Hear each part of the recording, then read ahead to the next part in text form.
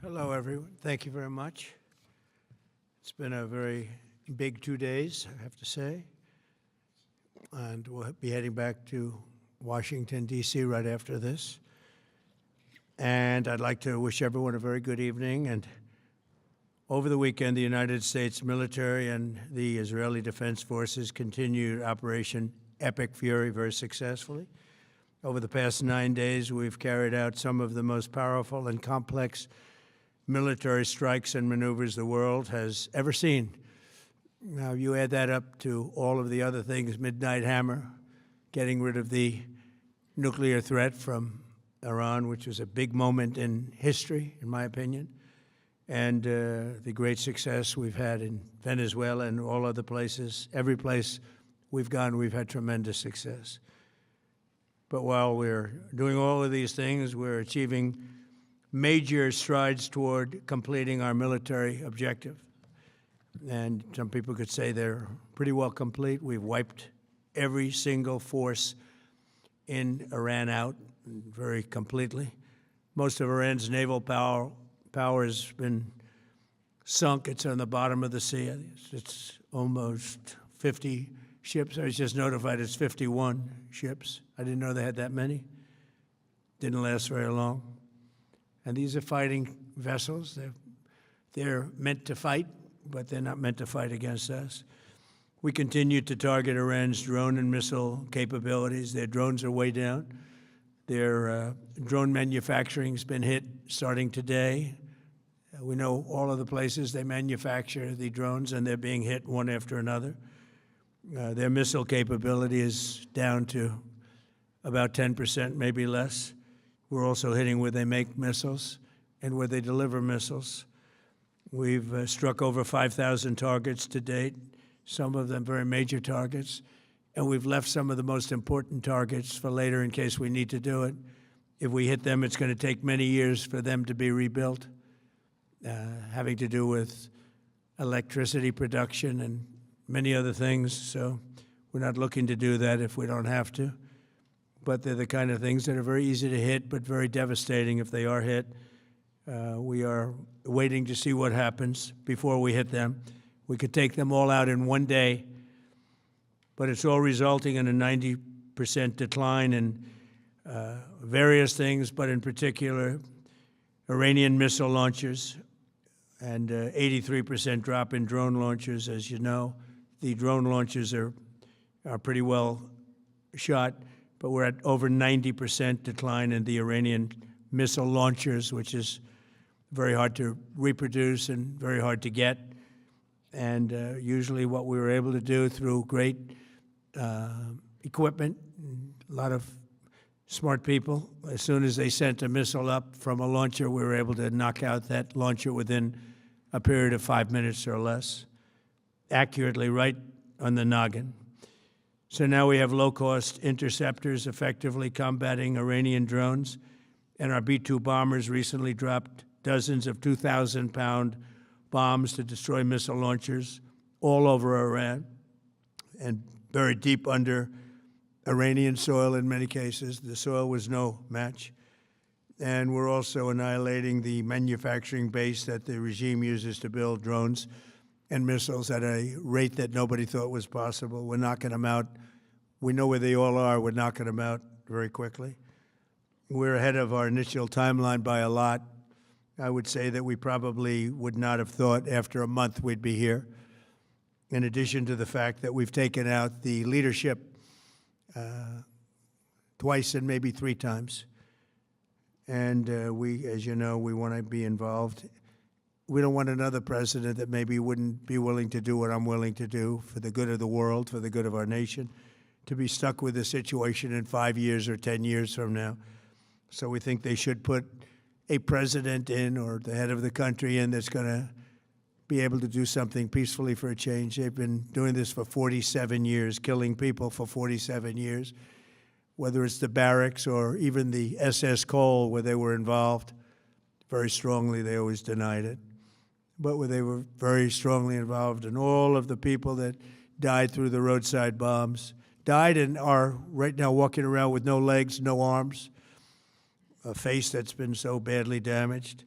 The Iranian regime has been attacking Americans and spreading terror for 47 years, and despite these countless opportunities to renounce their nuclear ambitions, which they had just a short while ago, they told Mr. Witkoff, who is standing right over here, they said, they actually said, we want to keep building. Essentially, in a real nutshell, we want to continue to build nuclear weapons. If we didn't knock out Midnight Hammer, if we didn't knock out their Iranian potential, if we didn't do that with Midnight Hammer, they would have had a nuclear weapon. They would have used it long before now. And at a minimum, Israel would have been annihilated. I was very lucky that we had the courage to do that, that we had the talented pilots and the great equipment. The B-2 bombers are unbelievable. We ordered 25 more, by the way. The newer, better version. It's we have the greatest military in the world. We have the greatest equipment in the world by far. You see that no matter where we go. You still need the people, though, to operate it and to use it. And those are the people that we cherish. Even after we obliterated their key nuclear sites in Operation Midnight Hammer, they never negotiated in good faith. They still continued to say, we want to build nuclear. We want enrichment at levels that were unacceptable. And they even turned down an offer for unlimited free nuclear fuel forever for civilian purposes. We had people offering them free nuclear fuel. They weren't interested in that because they wanted to build a nuclear weapon. So instead, the regime was trying to reconstitute its weapons program at a different site. They couldn't go back to where they were, the 3 sites that we obliterated, but they were starting work at another site, a different site, different kind of a site, and that was protected by granite. They wanted it protected. Granite's pretty good, but they wanted it protected by a lot deeper. They wanted to go a lot deeper, and they started the process while rapidly building conventional ballistic missiles. They were going to do it all at the same time. It threatened our overseas bases and soon could have reached even our homeland. The regime's intention was to use this exponentially growing ballistic missile threat to make it virtually impossible to prevent them from obtaining a nuclear weapon.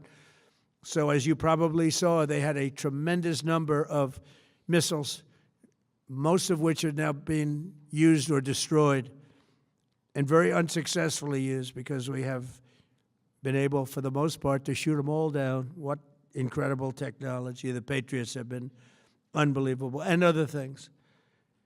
And the laser technology that we have now is incredible. It's coming out pretty soon.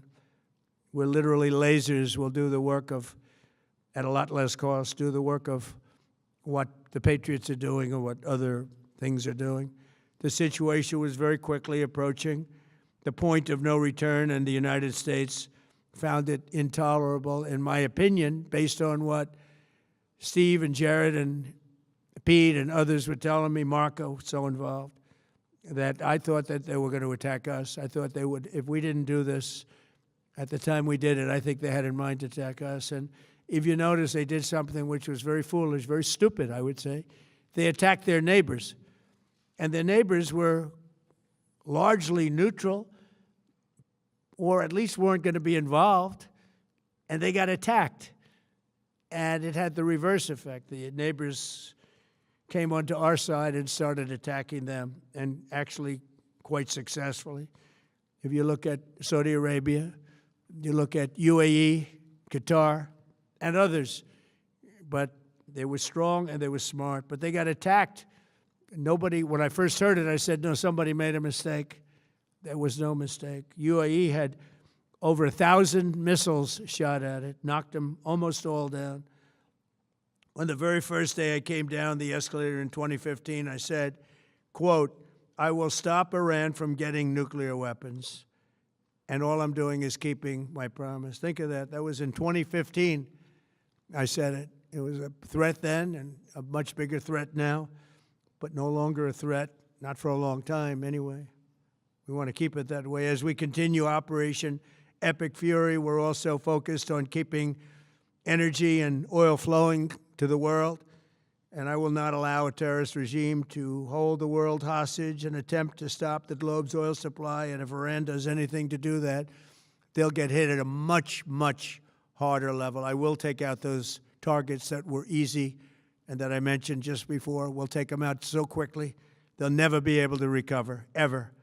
If they want to play that game, they better not play that game. In the long run, oil supplies will be dramatically more secure without the threat of Iranian ships, drones, missiles, nuclear menace, or anything. So the Strait of Hormuz is going to remain safe. We have a lot of Navy ships there. We have the best equipment in the world, inspecting for mines. Again, most of their ships are down at the bottom of the sea, but we will hit them so hard that it will not be possible for them or anybody else helping them to ever recover that section of the world if they do anything.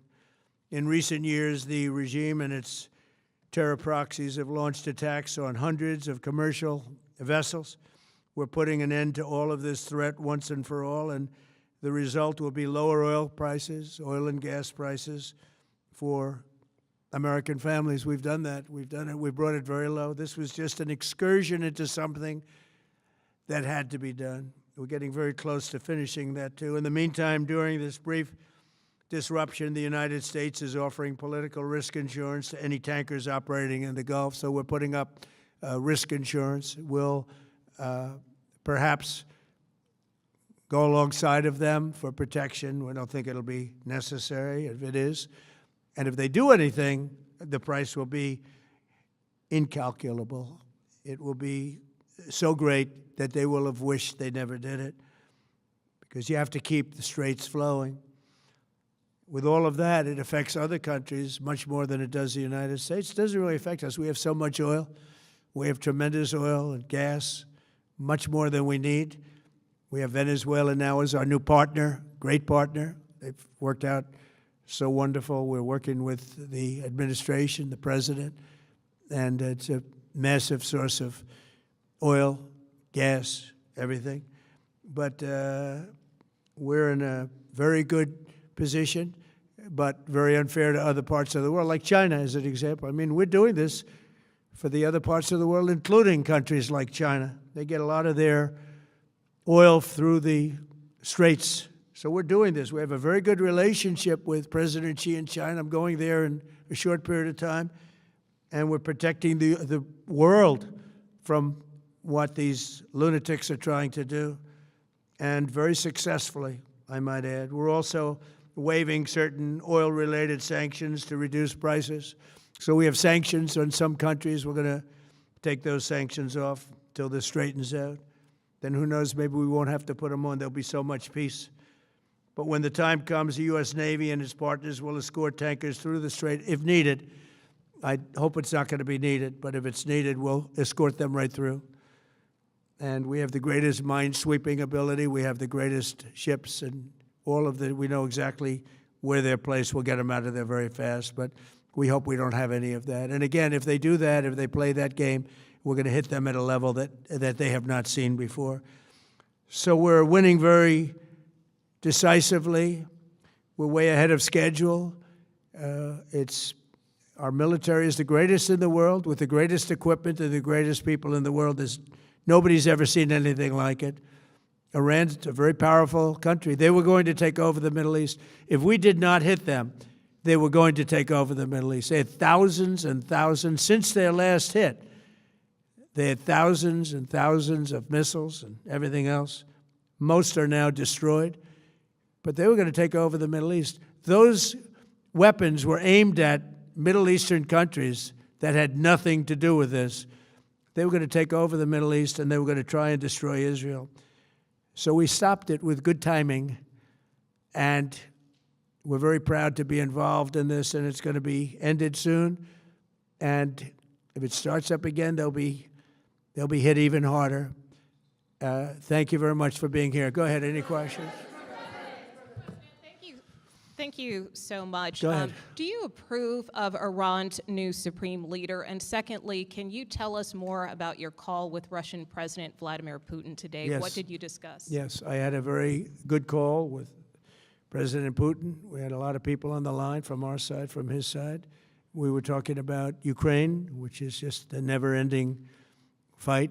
And look, there's tremendous hatred between President Putin and President Zelensky. They can't seem to get it together.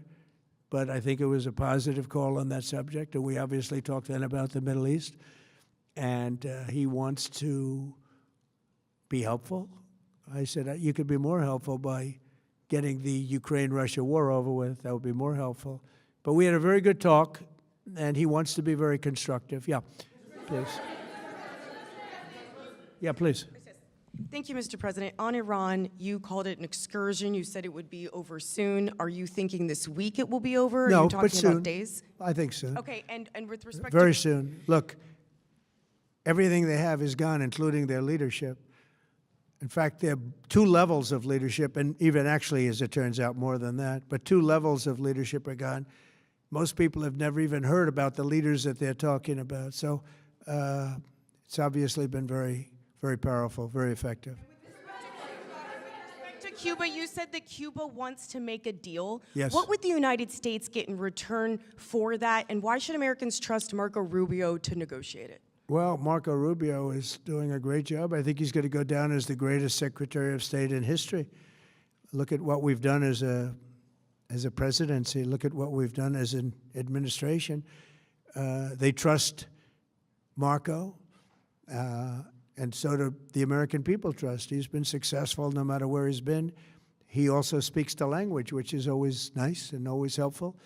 But he's dealing, and it may be a friendly takeover. It may not be a friendly takeover. It wouldn't matter because they're really they're down to, as they say, fumes. They have no energy. They have no money. They're in deep trouble on a humanitarian basis. And we don't want to see that, but they were very, very bad to a lot of people, as you know, and a lot of people living on the Cuban-American vote, which I got at record levels. Very important. Those people are very important to me. I know what they went through. They went through hell. Some of them have gone on to be some of the most successful people in the country. Cuban-American business people, some of them are like the most successful in the country. And a lot of them are friends of mine because I've been fighting this battle with them for a long time. The Castro regime was brutal, but they lived off Venezuela. Now they don't live off Venezuela. Sends them no energy, no fuel, no oil, no money, no nothing. They lived without Venezuela. They couldn't have made it. And we cut them off from everything else. So, yeah, they're going to make either a deal or we'll do it just as easy anyway. Yeah. Please, go ahead. There's footage that shows that an American missile strike and a Tomahawk missile likely destroyed that Iranian girls' school. So will the U.S. accept any responsibility Well, I for haven't that strike? seen it, and I will say that the Tomahawk, which is one of the most powerful weapons around, is used by, is sold and used by other countries, you know that. And whether it's Iran, who also has some Tomahawks, I wish they had more, but whether it's Iran or somebody else, the fact that a Tomahawk is very generic. It's sold to other countries, but that's being investigated right now. Yeah, please. Thank you. Mr. President, you've said the war is, quote, very complete, but your defense secretary says this is just the beginning. So which is it, and how long should Americans be prepared Well, I think for you could this war say to it last both. for? It's the beginning of building a new country, but they have no Navy, they have no Air Force, they have no anti-aircraft equipment. It's all been blown up. They have no radar, they have no telecommunications, and they have no leadership. It's all gone. So, you could look at that statement. We could call it a tremendous success right now as we leave here. I could call it, or we could go further, and we're going to go further. But the big risk on that war has been over for 3 days. We wiped them out in the first 2 days. When you think about it, it's incredible. We wiped out a big Navy, very powerful Navy. These were ships. These were serious ships. These were ships that you buy when you want to win battles. They They're all on the bottom floor. The sailors are all running off their ships. They refuse to get on the ships. The Air Force is gone. Everything's gone. The missiles are down to a trickle. The drones are down to probably 25%, and they'll soon be down to nothing. We'll have where they manufactured the drones are under fire as we speak. They're being hit. So the rest is going to be a determination as to my attitude, along with the people in the Trump administration, what we want to do. Thank you. Yeah, please. Can I ask you, you mentioned you were going to waive certain additional oil waivers or sanctions. Can you talk a little bit more about that and address in particular? Well, are we're you looking to considering keep the measures oil like- prices down. We went artificially up because of this excursion into a very positive thing. I mean, this was an excursion that a lot of people wouldn't have done. I knew oil prices would go up if I did this, and they've gone up probably less than I thought they'd go up. But I don't think anybody thought we were going to be this quickly successful. This was a military success, the likes of which people haven't seen. We have the best military. We have the best equipment. We have, I believe, the best generals. We have the best. And this went very quickly. We talked about that with President Putin. He was very impressed with what he saw because nobody's ever seen anything quite like it. You know, Iran was a very powerful military country with all of the missiles. Now, you had the double attack. You had the original attack with us and Israel, and that knocked them for a loop. Then you had the B-2 bombers, which took out their nuclear capability, and they would have had a nuclear weapon within 2 weeks to 4 weeks.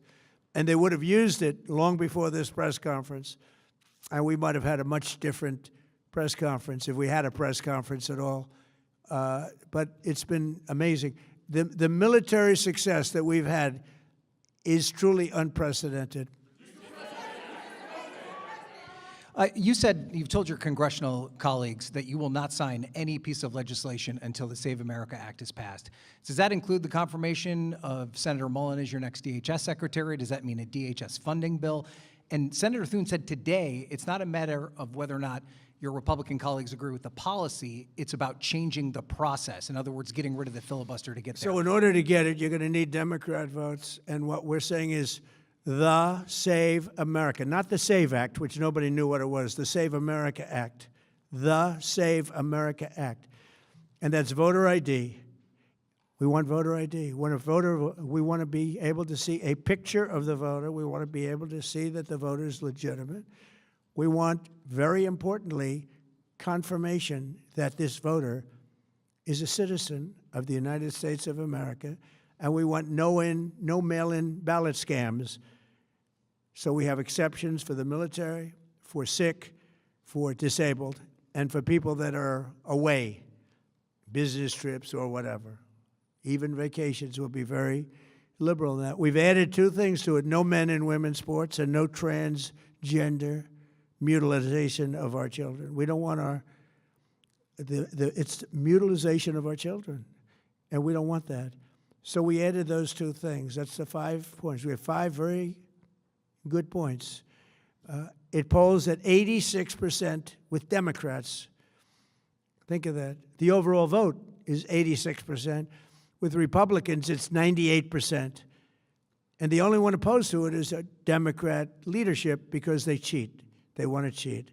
So we added those 2 points. We're going for the gold, and we're going to have to fight like hell. Now, certain things will happen. Certain things will take place. I'm here to do a great job for the country. But we don't have a country if we're going to have elections that are so corrupt and so dishonest like we've witnessed over the last period of time. You know, as an example, virtually nobody has nobody has a system of mail-in ballots like we have. No other country in the world. France went away from it. They all went, you know why? Because it's corrupt. And Jimmy Carter, when he had a commission, frankly, I think it's probably the best thing Jimmy Carter did. He said, you can't have mail-in voting because it's inherently dishonest. And it's turned out to be totally dishonest, so we're going to fight for it. Yeah. Has Iran activated any sleeper cells inside the U.S.? There's reports that they have press that trigger button to activate those cells, at least abroad? Well, they've been trying for a long time. We've been very much on top of it. One of the things we have to do is get the Democrats to stop the Democrat shutdown, because, as you know, the apparatus that looks into that, Schumer and the Democrats have shut it down, which tells you they probably hate our country a lot. But the Democrats have to open that up. But we've got very, very good intelligence into that. We know a lot of different things that have happened that have been very bad.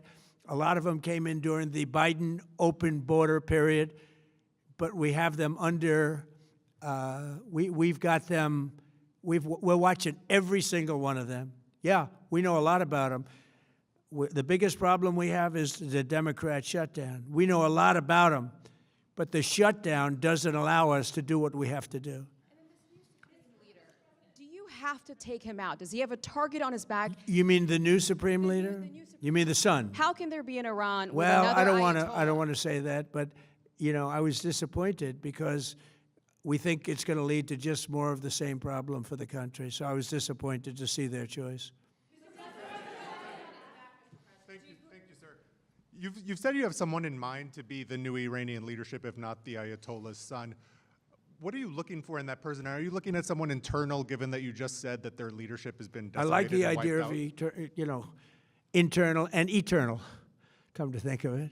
But I like the idea of internal because it works well. I mean, I think we've proven that so far in Venezuela. We have a woman, Delcy, who has been, president of the country, very respected, she's doing a great job. And it's, no disruption. We had, as you remember, Iraq, where everybody got fired. The military got fired, the police got fired, the politicians got fired. There was nobody. And you know what they turned into? ISIS. And we don't want that. We don't want that. So I would like to see people that are inside go. Now, they talk about the son of the Shah. They talk about other people. But, hasn't been there in many, many years. We have a formula that's been very good so far, and I think it'll continue to be good. The relationship is extraordinary with Venezuela, smart country. We've taken out 100 million barrels of oil. It's right now in Houston being taken care of and made so beautiful. And you have to see this at work. They have, it's brought to the refineries. It's being refined in Houston, which is made exactly for that product. And so far, but it's 100 million barrels of oil, and now they have another 100 million barrels coming. And it's like a partnership. We're getting along so well with them. It's great for Venezuela, and it's great for the United States. Yeah, please go ahead. Mr. President, you just suggested that Iran somehow got its hands on a Tomahawk and bombed its own elementary school on the first day of the war. But you're the only person in your government saying this. Even your defense secretary wouldn't say that when he was asked, standing over your shoulder on your plane on Saturday. Why are you the only person saying this? Because I just don't know enough about it. I think it's something that I was told is under investigation. But Tomahawks are used by others, as you know. Numerous other nations have Tomahawks. They buy them from us. But I will certainly, whatever the report shows, I'm willing to live with that report. Yeah, please. You said earlier that we've already won in many ways, but we haven't won enough. What do you consider enough? What's your baseline? Where they're not going to be starting the following day to develop a nuclear weapon. Where they'll look at that man and some other people from the administration and say, all right, we're not going to do it. They were not willing to say that. And when Steve called up and he said that to me, I said, well, here we go. Let's do it the hard way. But the hard way, I think, is probably the easy way. When basically I can see that they will no longer have any capacity whatsoever for a very long period of time of developing weaponry that could be used against the United States, Israel, or any of our allies. We have great allies in the Middle East, great countries that are allies. And they were staying out of it until they got hit. Someday they'll have to do a story. Why did he do that? Why did they do that? But they were going to hit them. If I didn't hit them first, they were going to hit our allies first. I believe, upon information and belief, But I believe that he was going to, they were going to take over the Middle East. They were looking to take over the Middle East. Now, had Operation Midnight Hammer not taken place, that was definite, because they would have had a nuclear weapon within a matter of weeks. But that took place. That was a setback. But look at the number of missiles they were able to buy and make over the last 6 months. And those missiles were aimed at various countries. And when you look at over 1,000 missiles shot at like UAE, they were looking to take over the Middle East. We got there first. We're lucky. I'll tell you what, the Middle East and those countries, very rich countries, are very lucky that I was president instead of somebody else.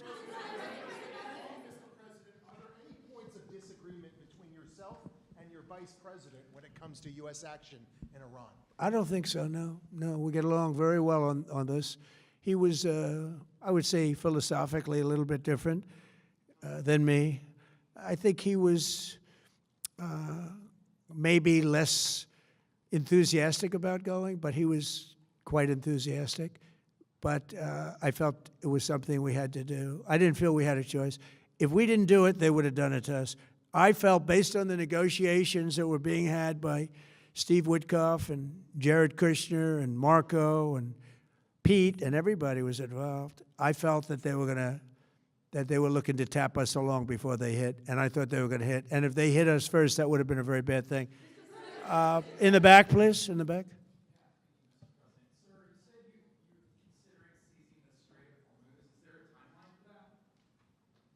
About the Strait, you mean?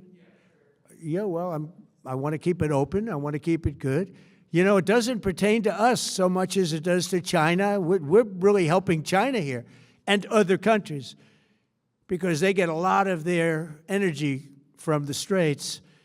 But, hey, look, we have a good relationship with China. It's my honor to do it. Yeah.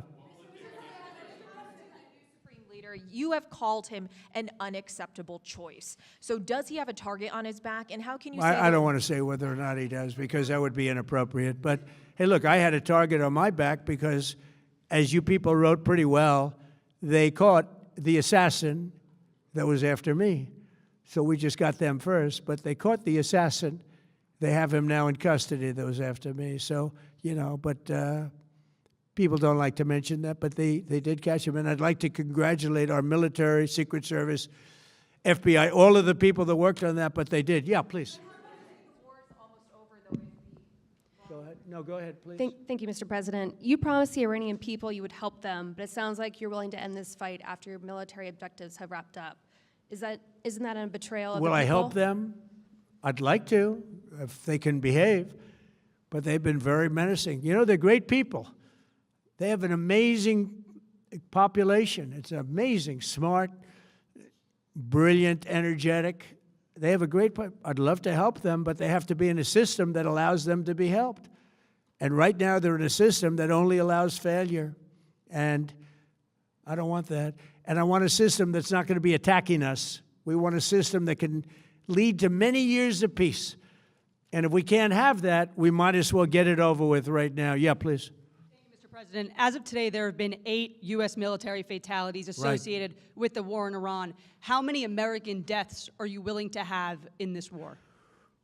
Well, as I said before, when you have conflicts like this, you always have death. And I was at Dover yesterday. I met the parents, and they were unbelievable people. They were unbelievable people, but they all had one thing in common. They said to me one thing, every single one: finish the job, sir. Please finish the job. And I'll leave you at that. Thank you very much, everybody. Thank you.